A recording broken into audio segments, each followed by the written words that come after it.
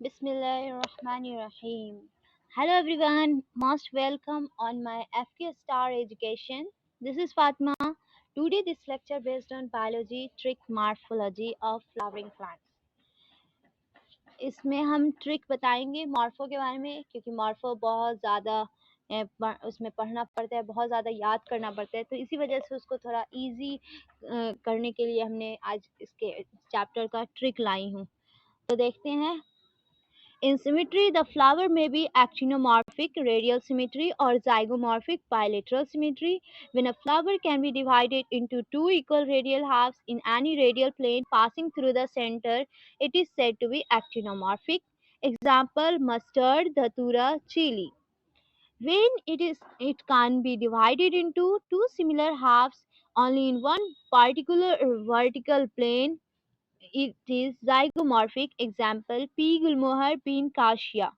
A flower is asymmetric, irregular if it cannot be divided in two similar halves by any vertical plane passing through the center as in kana.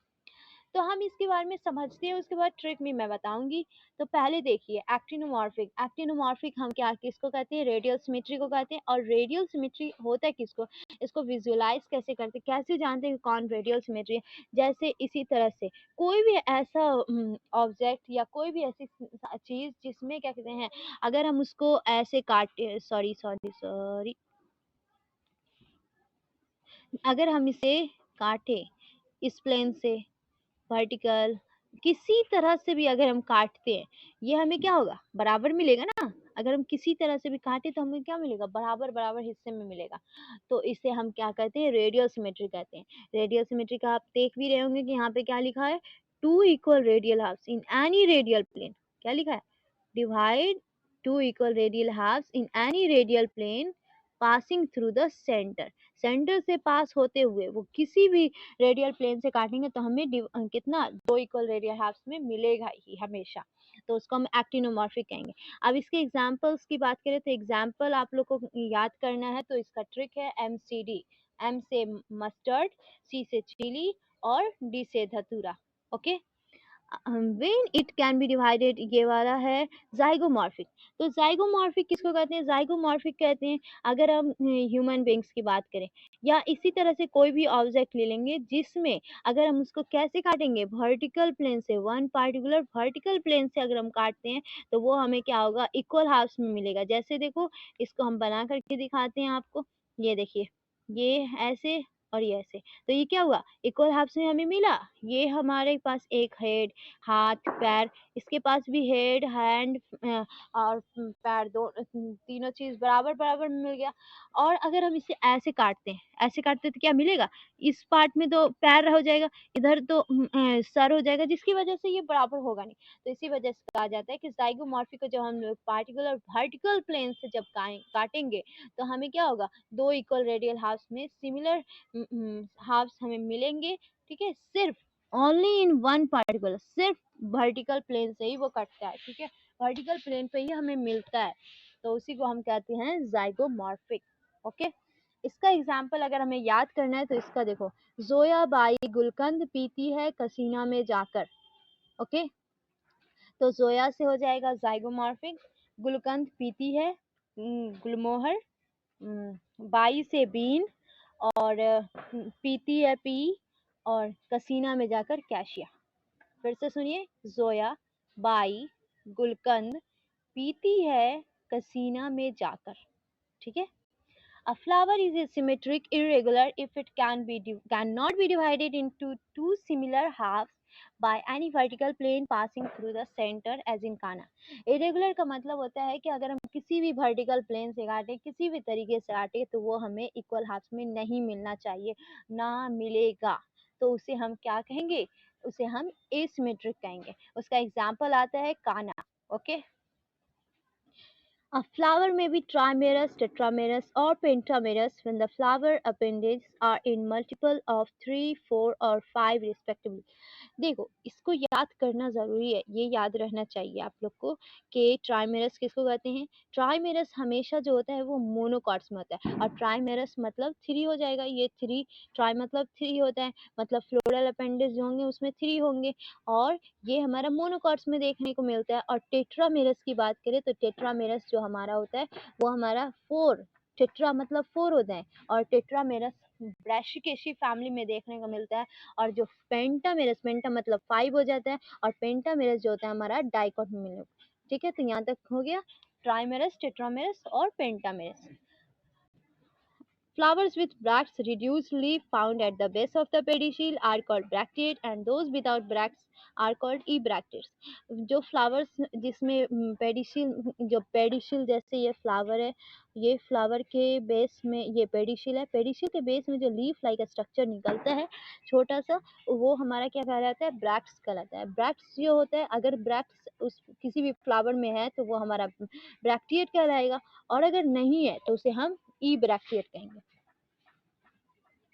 Based on the position of calyx, corolla and androecium in respect of the ovary on thalamus, the flower are described as hypogynous, perigynous and epigynous. अब हम लोग calyx, Corolla और androecium के position के basis पर कैसे वो किस रिस्पेक्ट में रखा हुआ है, तो उस पोजीशन के बेसिस पे हम लोग देखेंगे। तो उसके भी एग्जांपल्स हम लाए हैं, तो देखिए हाइपोगाइनस, यहाँ से स्टार्ट करते हैं हाइपोगाइनस से। Hypogynous flower, the gynoecium occupies the highest position. Gynoecium कहाँ होना चाहिए? हाइपो मतलब ही होता है क्या? हाइपो मतलब नीचे, गाइनोशियम और गाइनस मतलब गाइनोशियम। तो क्या कह रहा है कि गाइनोशियम के नीचे होना चाहिए।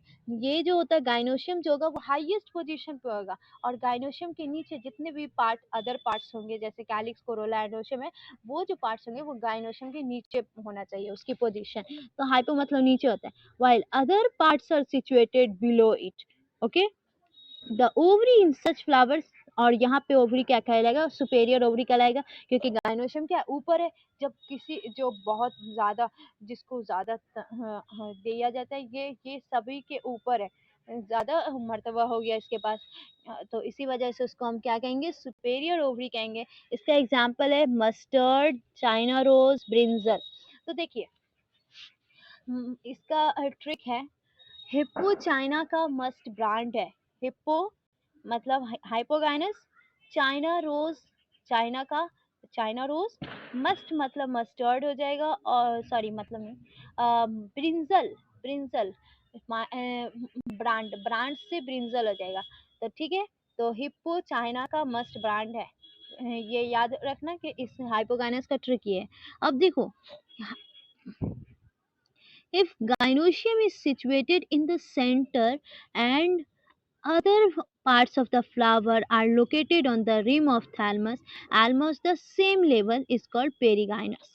देखो, पेरीगाइनस का मतलब होता है कि इसमें गाइनोशियम जो होगा ना वो सेम लेवल पे होगा, अदर पार्ट्स जो होंगे गाइनोशियम के सेम लेवल पे उसका पोजीशन होगा, तो इसी वजह से इसको पेरीगाइनस कहते हैं। पेरी मतलब पेरी फेरी, एकदम बराबर बराबर हिस्से में होगा। ठीक है, the ovary is said to be half inferior, इसमें ओवरी को हम लोग हाफ इन्फेरियर कहेंगे। Example plum rose peach. तो इसका ट्रिक है, पेरी ने प्लम को पिच पर रोज दिया, पेरी ने प्लम को पिच पर रोज दिया, पेरी से पेरी गाइनस, प्लम से प्लम, रोज पिच सब यहाँ पे लिखा हुआ है। ठीक है, अब in epigynous flower the margin of thalamus grows upward, enclosing the ovary completely and getting fused with it. Other parts of flower arise above the ovary. EP मतलब होता है ऊपर, ऊपर मतलब गाइनोशियम से ऊपर जितने भी अदर पार्ट्स होंगे ना वो गाइनोशियम से ऊपर होंगे। गाइनोशियम नीचे होगा उसका पोजीशन, और दूसरे कैलिक्स, कोरोला, एंड्रोशियम वगैरह जो है वो सब गाइनोशियम से ऊपर पोजीशन पे उसका होगा, वो ज्यादा ऊपर होगा।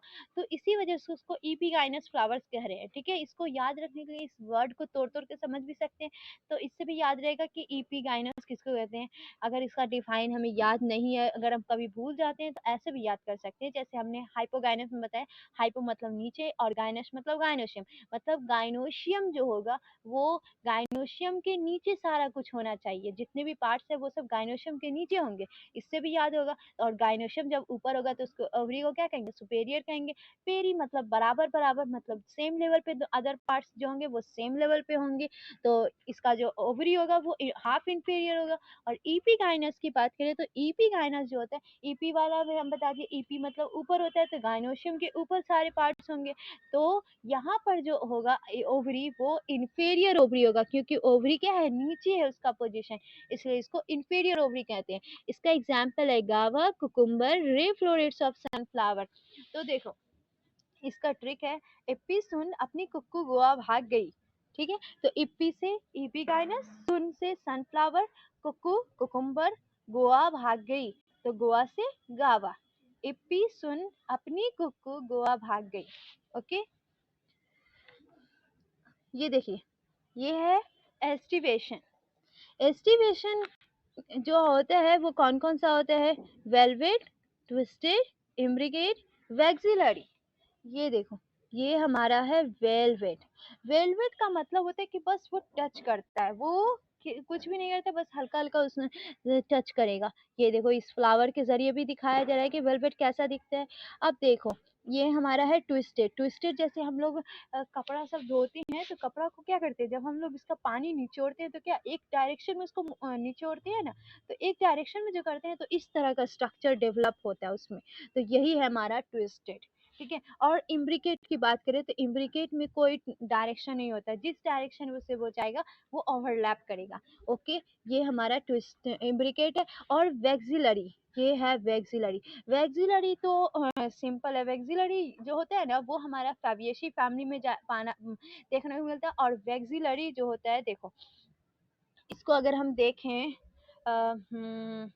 फैबिएसी में इसको पैपिलिनोशियस भी कहते हैं, क्योंकि ये बटरफ्लाई स्ट्रक्चर जैसा दिखता है। अगर हम फैबिएसी में जाएंगे, फैबिएसी में अगर हम देखेंगे, जैसे यहाँ पे दिखाते हैं,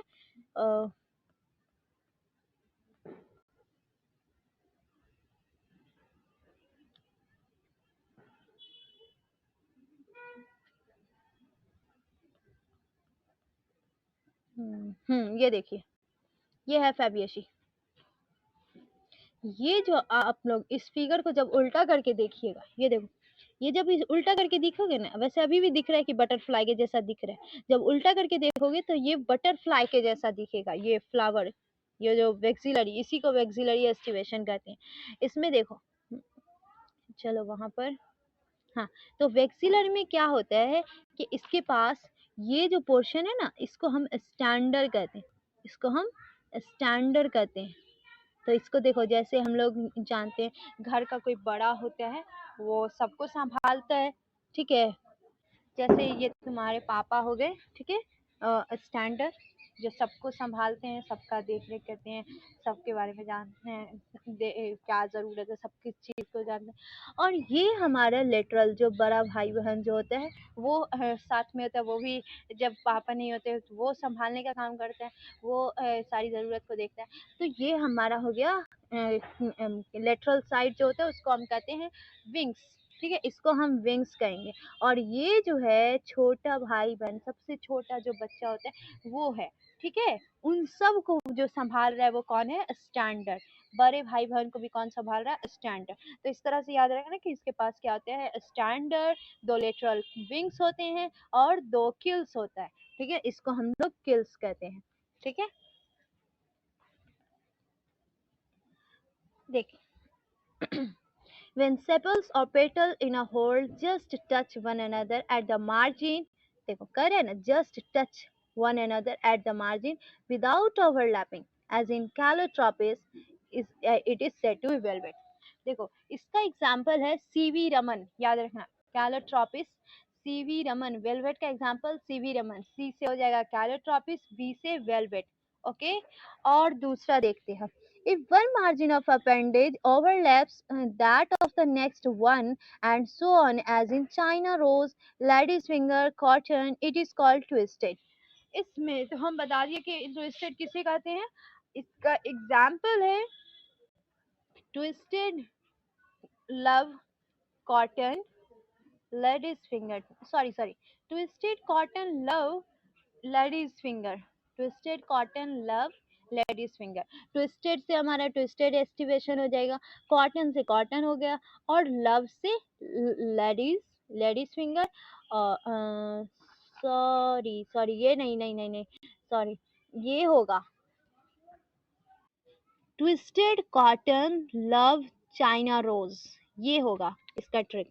तो ट्विस्टेड से हमारा ट्विस्टेड एस्टिवेशन, कॉटन से कॉटन हो जाएगा, और लव से लेडीज फिंगर, और चाइना रोज, ये हमारा ट्विस्टेड का एग्जाम्पल।